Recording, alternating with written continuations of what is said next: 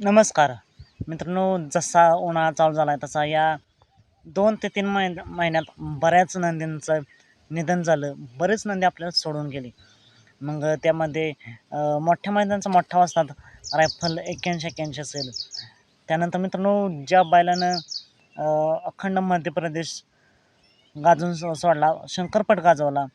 आपल्या पश्चिम घाटा आपल्याकडे म्हणजे सातारा सांगली भागात देखील तो आला होता. असा डोंगरिया डोंगऱ्याचं सुद्धा मित्रांनो अलीकडच्या काळातच निधन झालं.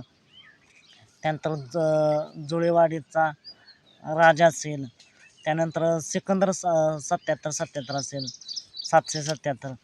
अशा बऱ्याच नंदींचं निधन झालं. बरेच नंदी आपल्याला सोडून गेले. असाच अजून एक नंदी अशाच अजून एक नंदीचं निधन झालं आहे. नेटिवलीकरांचा लक्ष्या. मित्रांनो, हा बहुतेक बिनजोडमध्ये पळत असावा. हा तोच लक्ष्य आहे जो कॉकटेलसोबत आपल्याला बिनजोडमध्ये पळताना पाहायला मिळाला होता. मित्रांनो, लक्ष्या देखील आपल्याला सोडून गेला आहे. नक्की निधन या लक्ष्याचं निधन का झालं हे का समजू शकलं नाही. पण उन्हाळ्याच्या काळात जे नंदी मृत्यू होत आहेत, ज्या नंदींचा मृत्यू होतो, जे नंदी आपल्याला सोडून जातील, त्यात एक प्रामुख्यानं कारण असेल तर म्हणजे उन्हाळ्यात उन्हामुळे मित्रांनो बऱ्याच नंदींना अटॅक येतोय.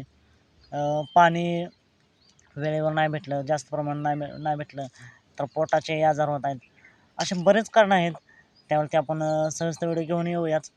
पण लक्ष्याचं नेमकं कारण जर कोणाला माहीत असेल तर कमेंट करून नक्की सांगू शकता. लक्ष्याला भावपूर्ण श्रद्धांजली. मित्रांनो, उन्हाळा संपत नाही तोपर्यंत आपल्या नंदींची काळजी घ्या. 7 ते 8 दिवसानंतरच पाळवा आपल्या नंदींना. कारण मैदान भरपूर आहेत, रोज मैदान आहेत. पण जर एकदा आपला नंदी सोडून गेला तर तो पुन्हा माघारी येणार नाही. त्यामुळे आपल्या नंदींची काळजी घ्या.